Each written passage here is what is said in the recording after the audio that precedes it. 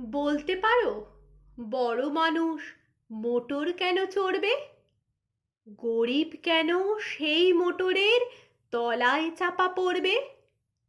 বড় মানুষ ভোজের পাতে ফেলে লুচি মিষ্টি, গরিবরা পায় খোলাম কুচি। এ কি অনাসৃষ্টি?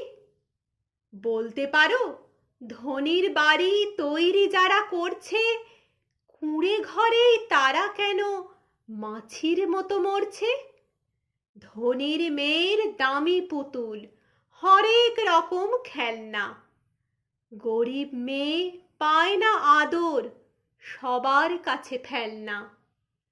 বলতে পারো, ধনির মুখে যারা জোগায় খাদ্য, ধনির পায়ের তলায় তারা থাকতে কেন বাধ্য? হিং টিং ছট, প্রশ্ন এসব মাথার মধ্যে কামড়ায়।